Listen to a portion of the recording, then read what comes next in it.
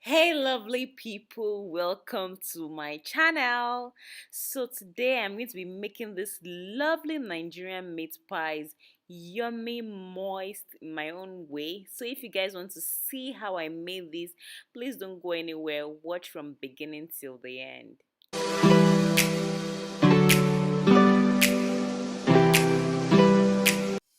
So we're going to be starting with using all-purpose flour, and I'm going to be using 6 cups of all-purpose flour. This recipe makes about 20 to 22 meat pies, so get ready to do a little bit of work, but you enjoy the result at the end. I just wanted to do a lot rather than doing so little, and I'm going in with 4 tablespoons of sugar. You can reduce it if you want, it depends on your preference really. Next, I'm adding 1 tablespoon of baking powder, very important, you can't skip your baking powder, and 1 tablespoon of salt as well. So I'm just going to give this a good mix to ensure that all my dry ingredients are well fused and well mixed together. Mix it with anything you can mix it with properly. You want to make sure that your baking powder is not separate from your flour. And after doing this, I am just creating a hole in the middle to add my eggs. Some people add eggs after butter, but for some reason I tried doing my eggs before my butter and I like the results.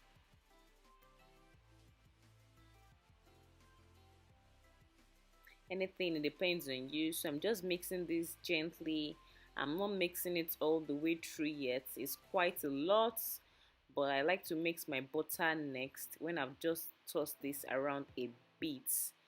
Next, I'm going to be using my butter, and this is 250 grams, and I'm going to be using 2 of these, which makes 500 grams in total. Meat pies take a lot of butter, so you have to be ready to use a lot of butter, but it's still your preference though. If you don't want it very flaky, you can use less butter.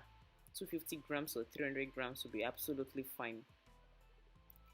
So I'm just working it, I'm mixing it all the way through, and I added a little bit of milk, and you can skip the milk and add water.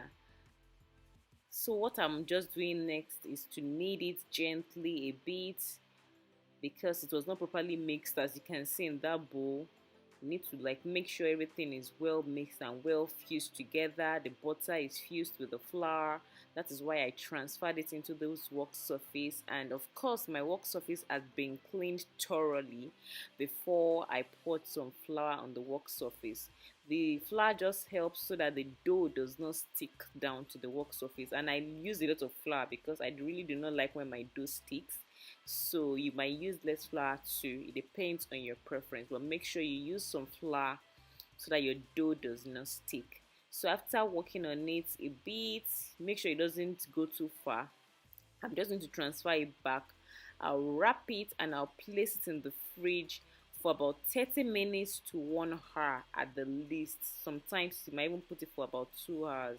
So my potatoes have been cut and I'm just boiling it halfway. The next thing I'm going to do is to make the filling, and of course you want to use your vegetable oil. You can use any other oil of your choice, and I'm adding my onions. I love onions in my meat pies. I'm just going to make it caramelize a bit, just a tiny weeny bit. And I love garlic in my meat pies, so I'm putting in some garlic powder. I like garlic paste, but I didn't have garlic paste, so I'm using some garlic powder. Of course, some chili pepper.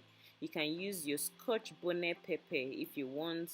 Some salt to taste, depending on your preference. Some seasoning cubes, depending on your preference as well. There's really no measurement for this. When you want it to be okay, it's okay.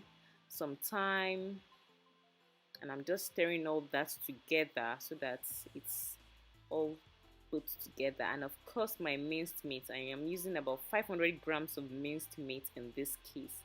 I'm just breaking it down and I'm making it cook for at least 5 minutes or till when it turns brown completely. And yes, at least, yes, this is what I want. I'm adding some diced carrots to this mix. I'm just going to stir that again so that my carrots and my meat are well fused together. I'm adding my boiled potatoes, half done potatoes. So at least you can see that it's not yet totally done. It will now cook through right now.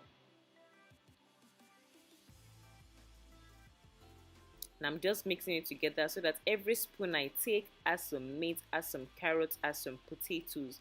I don't want just separate stuff.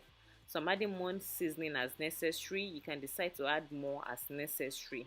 By the time you taste it, you see what is lacking and what you need to add more of. More garlic and more pepper. So I'm just going to mix all that together and make sure, like I said, that everything comes together.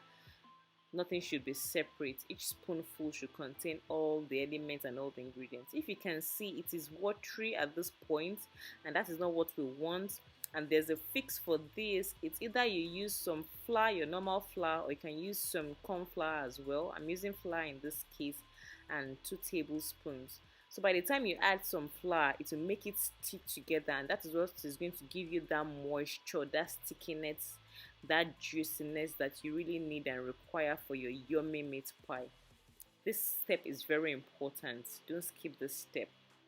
So you can see that it is sticky now, and it is like all looking all together right now. So let it cool for like 20 minutes while we work on this dough that I have taken out from the fridge. So it's still like all separate now, but I'll roll them individually. I'm just cutting it so that I can roll it separately for each meat pie.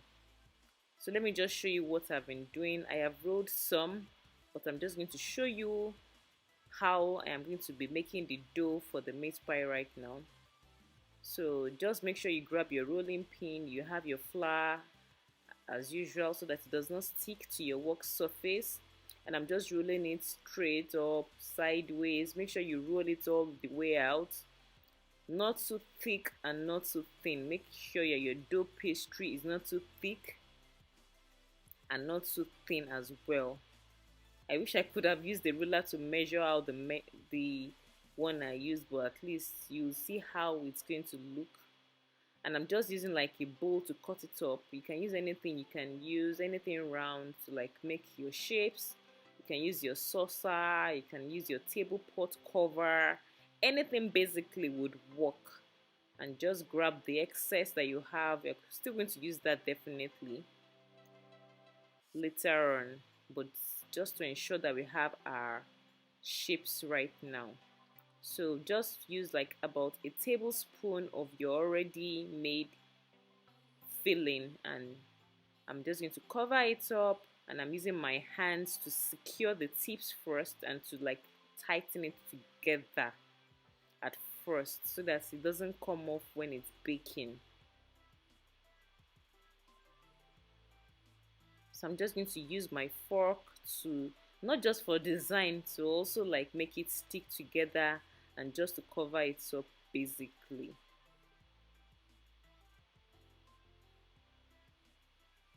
And so guys, this is what we have. I'm going to be preparing my glaze or my egg wash. If you don't want to use your yolk, it's fine. Some people use only the egg whites, and anyone that you choose to use is totally fine. So I'm just going to brush this over my meat pies to give it that gold finish by the time it's done baking. It also helps to seal it up together, and I'm putting this in my oven. You can bake it at 180 degrees Celsius for about 40 minutes. And yes, our meat pies are ready. I'm just going to allow it cool on this wire rack for some minutes, for about 10 minutes before we start digging into it. And yes, this is what we have at the end of the day.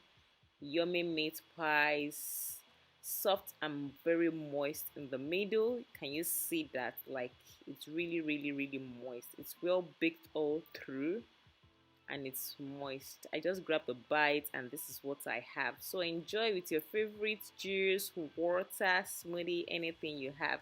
Thanks for watching. Bye. Subscribe. I'll see you guys later. Thank you.